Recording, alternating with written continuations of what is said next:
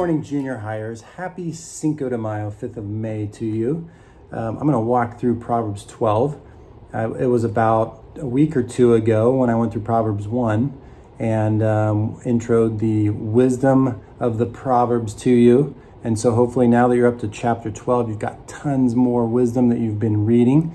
And like many other Proverbs, there's kind of a compare and contrast format to this chapter. It says, these are the righteous and good things to do, and the outcomes that are more likely, and these are the wicked and evil things to do, and the risk and potential outcomes that come with that. So it's got a lot of good insights to life. So let's dig into this thing. I'm not going to go through every verse because there's a lot of them, and we don't have that much time, but hopefully you read it on your own. So Proverbs 12, verse 1, it says, whoever loves discipline loves knowledge, but he who hates reproof is stupid. Isn't that funny? The Bible has the word stupid in it. Bet you didn't know that.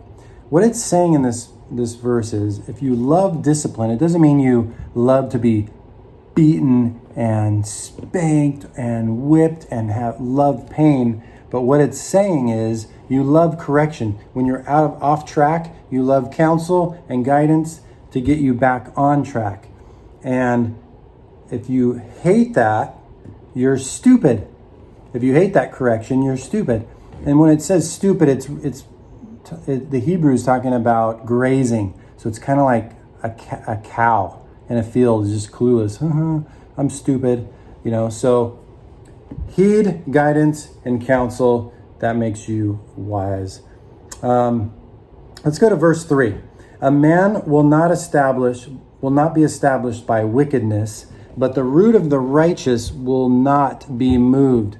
In other words, you're more grounded, you're more secure, you're more stable when you are doing righteous things. And when you're doing wicked things, you're putting your security and future and life at risk.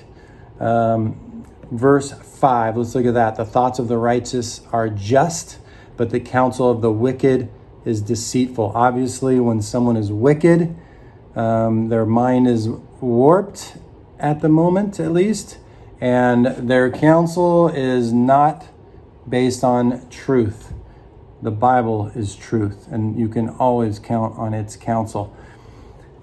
Looking at verse 7, it says, the wicked are overthrown and are no more, but the house of the righteous will stand. Again, wicked, insecure, undependable future, but the righteous are more firmly planted and have a more solid, predictable, peaceful future is the principle.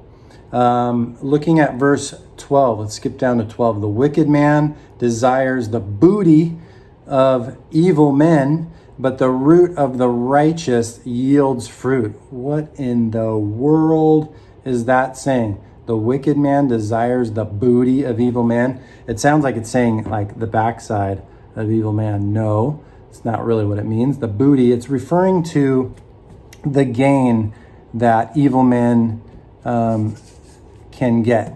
So let's say they cheat on a test, they steal something. A wicked man desires that gain, that booty in a sense. Whereas the righteous yields fruit. That doesn't mean when you're righteous you pop oranges and lemons out of yourself, but you get the fruit of those good deeds. So in other words, do good deeds, good things are the result. That's as much as I can say about that. Let's skip down to verse 13. 13 says, an evil man is ensnared by the transgression of his lips, but the righteous will escape from trouble. I just taught 2 Wednesdays ago on James 3 and the tongue and all the damage that the tongue can do. It's a very dangerous weapon when used improperly or unbiblically. And this is another example or explanation of that. It's saying An evil man is entrapped, he's ensnared, gets caught up into things when he sins with his lips, and the righteous will escape that. Verse 14 says, a man will be satisfied with good by the fruit of his words, and the deeds of a man's hands will return to him. So, same thing. When you are producing good words, good fruit with your words, you'll be satisfied with the results. I recently had a relationship that needed some healing, and I used some good biblical healing words, and just like the Bible says, the relationship is awesome now, or much better. Let's skip to verse 15. It says, the way of a fool is right in his own eyes, but a wise man is he who listens to counsel. It is foolish to be one of those people who just says, I know what I'm doing, leave me alone, I don't need any advice, stop giving me any instruction, I got this, get away from me. Not taking the counsel, particularly of biblical, trusted, godly people, or even better, the Bible, is foolish to reject all counsel. But a wise man listens. Verse 18, skip to verse 18. There is one who speaks rashly like the thrust of a sword, and the tongue of the wise brings healing. Your tongue is a weapon when used improperly. It refers to it as a sword here, but it can also heal, as the example I just gave you a couple of minutes ago. And you should use that tongue wisely. Think before you speak.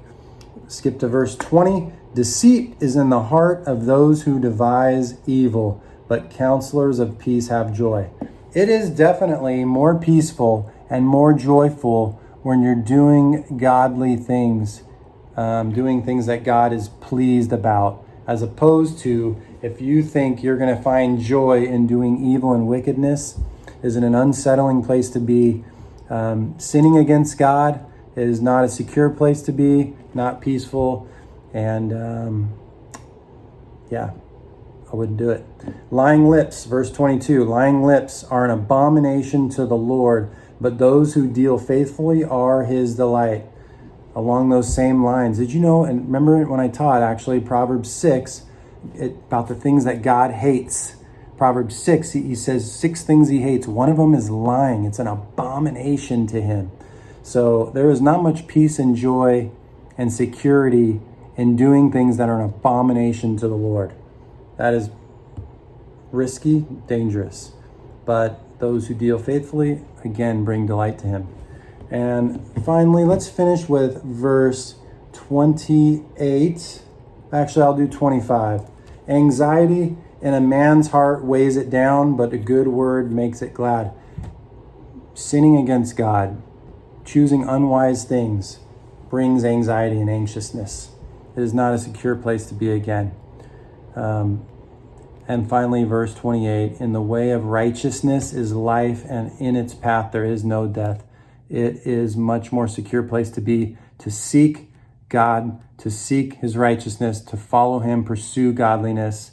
That is a secure path to go on, and it brings life. Keep reading the Proverbs, keep gaining wisdom, and you'll be in a much more secure, joyful, peaceful place in life. Have a great week, junior hires. Miss you guys.